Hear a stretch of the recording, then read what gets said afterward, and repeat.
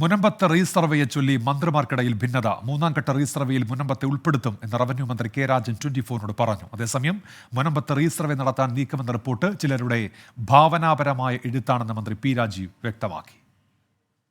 മുനമ്പം വിഷയത്തിൽ സർക്കാർ വിളിച്ച ഉന്നതതല യോഗം ചേരാനിരിക്കെയാണ് റവന്യൂ നിയമമന്ത്രിമാർക്കിടയിൽ റീസർവേ ചൊല്ലി ഭിന്നത. റീസർവേ നടത്തണമെന്നാണ് മുനമ്പം ജനതയുടെ ആവശ്യമെങ്കിൽ സർക്കാർ തയ്യാറാണെന്ന് റവന്യൂ മന്ത്രി കെ രാജൻ. റീസർവേ നടത്തുന്ന കാര്യത്തിൽ ഒരു മടിയും ഗവൺമെന്റ് ഉണ്ടാകില്ല.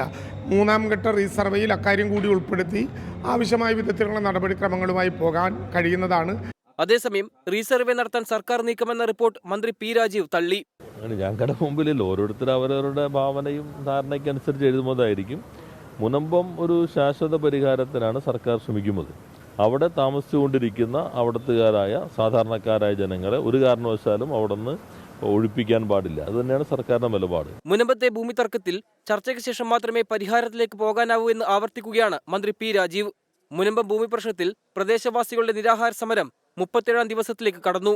റവന്യൂ അവകാശങ്ങൾ പുനഃസ്ഥാപിക്കും വരെ സമരം തുടരുമെന്ന് പ്രഖ്യാപിച്ച മുനമ്പത്ത് വിവിധ ക്രൈസ്തവ സഭകളുടെ വൈദികന്മാർ സമരകേന്ദ്രം സന്ദർശിച്ചു. 24 കൊച്ചി.